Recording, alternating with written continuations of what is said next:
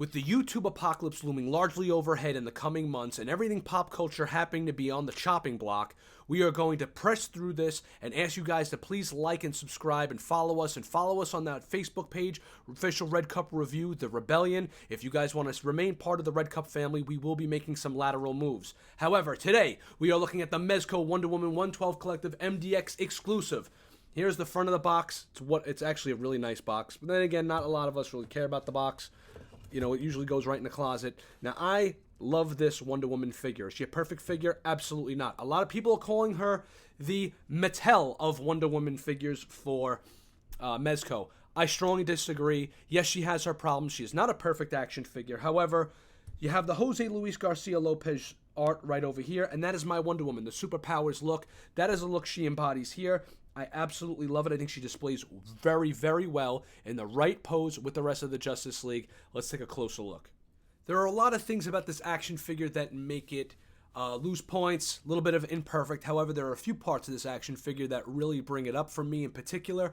And we're going to start with the head sculpts, which I think are pretty darn perfect and spot on, especially for an updated modern version of what I would call the superpowers that we grew up with from the early 1980s. This is an updated sculpt right here. Obviously, she looks like Diane Lane, actually. Now that I'm looking at it, this was brought to my attention by a friend of mine, Baz. Shout out to him. She's got perfect paint on her eyebrows. That was really done. The paint and the sculpt on this is very, very nice. Her face is not a flat plastic. Remember, I have the lights shining really bright on this for you guys. But as you can see, as I diffuse the light a little bit, right, you can see right over here, where her cheeks are, there's a little bit of rouge over here, so it's not just one flat color. So you could see that the face actually has some depth to it, and it's not just a flat plasticky look. Remember, I got the lights on it, which is what's giving her that shimmer effect and that kind of sweat look, right? Turn the lights back onto this thing for a second, and excuse me, the blues of her eyes really pop. You don't even need to be that close up. You can stand at least, I don't know, 3.5, 4 feet away and still see the blues on her eyes, which is very nice. The hair sculpt is probably the best part of this. Not that you're going to have her pose with her back, but the detail and the sculpt on this hair is absolutely wonderful, and I love it. To me, this just screams old school, you know, superpowers Wonder Woman, just updated for modern times. I'll be saying that periodically throughout this video. Let's take a look at the next head sculpt. When I think of Wonder Woman, I think of her battle ready and ready to bust some heads. This is the look I'm going to be going with for my display. I know a lot of people aren't too crazy about the rabbit teeth, especially this look that they use. Similar look for the other Batman, the Sovereign Knight. I don't mind it. I think that's what people look like when they snarl. They show their teeth. She looks like she's ready to cut into it, ready for some action. Her hair sculpt is also a little bit different, and you'll get a little bit more articulation out of her neck looking upward from this because the hair doesn't necessarily rest right against the shoulders. I don't know, she's ready to go. All the paint lines are perfect on mine. She looks good. The eyes are bright and blue. The lipstick is fine. There's no bleeding in the paint. And that's all I care about on my end. Now we're going to work out the articulation, right? The joints are a little bit unsightly, depending on how you pose her. But then again, it's still an action figure. This stuff like that doesn't really matter to me. Up here, the arms go up that high, so you're going to get her arms all the way up above her head. They do rotate 360 up in here. They are, however, single jointed elbows, right? Didn't Mezco say they were going to figure out a way to get more articulation in the elbow articulation on their new upcoming Wonder Woman figure? Let's hope the next one works. However, down here where the knee is, I think it looks fine. I think it looks pretty good. It's pretty well hidden there. And the knee joint actually goes all the way back. So they said they were going to improve the arm articulation.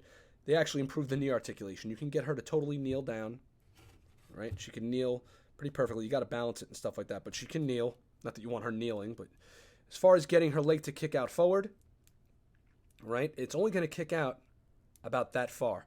So that's as far as it's kicking out. So unfortunately, you're only getting so much movement there. Remember, her hips are pretty big. Her legs do split out really wide, and her ankle articulation is dynamite. So you can get her in a nice deep stance, right? Not that you would do that, but you know, you could rotate her here at the thigh too, thigh swivel. So you can get her in some like nice kind of like dynamic pose, ready for action.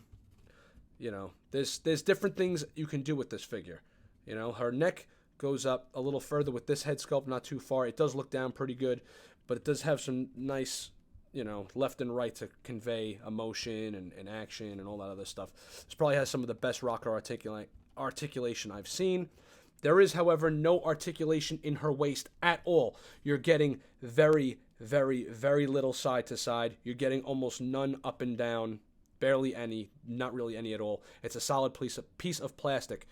They could have molded this in a softer plastic in order to allow for at least a slight ab crunch, because you can see back here they actually do have the articulation joint where it's kind of snapped in there. The other piece of the figure right here, this is cloth. You know, from the backside, it's kind of diapery looking, but I don't think I'm going to be posing my Wonder Woman like that, you know. Everything from the front. When her legs are together, she looks fine. However, when you split her legs out a little, does Wonder Woman pack some heat? You be the judge. I'm not going to have her with a leg spread out like that, so it's not going to bother me. I'm also not going to have her sitting straight up and down. There are ways to hide this stuff and maneuver it around. Maybe a display her like that instead, you know, to kind of hide the whole, package. Maybe she's got a big clit. Who knows? All right, so looking at the rest of her outfit here, because we usually package the articulation and the outfit all together. The paint is great on the bracelets. Bracelets are open here. I don't know why they went with that design. I guess maybe just to switch it up. Paint on this side is good. They got 3 little stars with the 4th one right there. Very nice. The paint over in here and the detail could have been a little bit less just flat paint. They could have maybe had some more black wash in and out of the lines in order to make them pop a little bit more. But the paint that is there is done well. It's well for what they give it, right? I like the way this looks over here with the 2 stars. I'm more of a skirt person myself, but again, we know what kind of Wonder Woman this is. And the legs are good. She's bright and shiny. She could have been a little bit more dirtied up, but I think because of the classic idea, this was supposed to be her in like her purest, maybe 1970s, 1960s, 1970s form. I'm okay with that. I guess one of her weapons slide into here. I don't know which one. She holds one of her weapons here. Here's for the lasso. There's a little peg over here that you unbutton the little pleather from, right? And you can coil up that, and you snap it right back on. It's fairly simple. Boom, and she's got her lasso right there at her side. Starting off with her accessories, we're going to take a look at the lasso first. And the lasso is a straight up wire. You could hook it around her hand like so. So it holds, right? When you peg it in, this way it doesn't slide around too much. Give you guys an idea of what I did on the back there, right? The only problem I have with this is I wish it was just a little bit longer, but it holds and it will not move down over time. It's a pretty nice and sturdy wire. See? Goes out and holds the pose, comes down. You can kind of twirl it around and twirl it around her body and stuff and such like that. Her shield. Her shield has got a nice decorative thing going on there. I love it. I love the whole Greek-inspired outlay there. The colors are really nice. It pops very well. On the inside, everything is plastic. These straps over here are plastic too.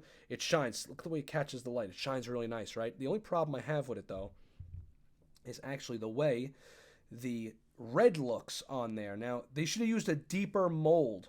See how, like, the lines on this thing right in here, like the wings, right? They should have been a deeper mold, so when they put the red paint on it, it would have really caught more of the detail. The detail is so slight that the red paint kind of, I don't know, it hides a lot of that. You really got to catch it in the right light in order for it to work.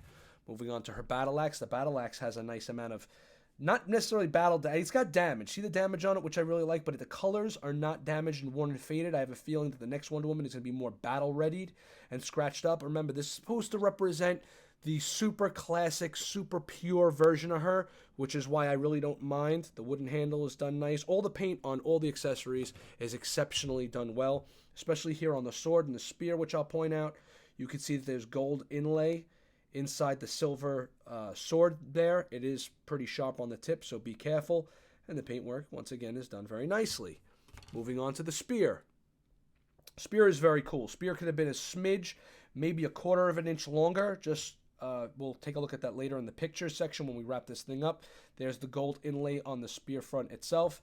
I love this. This is the weapon that I like when they include the spear at Wonder Woman. It makes me happy. I love this stand. I hate Mezco stands. I love this one. Total superpowers. Totally early 1980s, 1970s Wonder Woman, and it looks great with her on it. It's really going to pop off the shelf. And here is what makes the figure actually look like a quality figure. You can see that it has like a velvet look.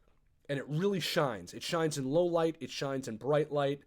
The stars over here look excellent. There's a nice thick wire running through it, so you could really get a pose off of her shoulders like that. You can curl it up like it's flapping in the wind like that, right? It looks lovely. The actual brooch on it is very nice too. It's not too big. There's a wire around here too, so you can mold it down around her neck muscles and around her shoulder, and it'll fit very, very nicely. This is what takes the figure and gives it that quality look. And I know not a lot of people like Wonder Woman with the cape, but it really ups the ante when you do put the cape on. It gives it that high quality look. As far as height comparison goes, Wonder Woman is exactly the same height as Superman, and she probably should be, because Superman clocks in at 6'3", Wonder Woman's 5'11", but she's got those lifts on. She always wears those big heel boots. So they're the same height. Shazam's a smidge taller, and Batman's actually taller than all of them. Go figure. Batman's supposed to be 6'2", but I guess he's wearing lifts too. Everyone's wearing lifts these days. Alright everyone, thanks for tuning in. With the YouTube apocalypse happening shortly, make sure you hit that subscribe button and keep an eye out on the channel if you want to catch the further adventures of the Red Cup review. I think this Wonder Woman figure poses great, but it is going to take some work.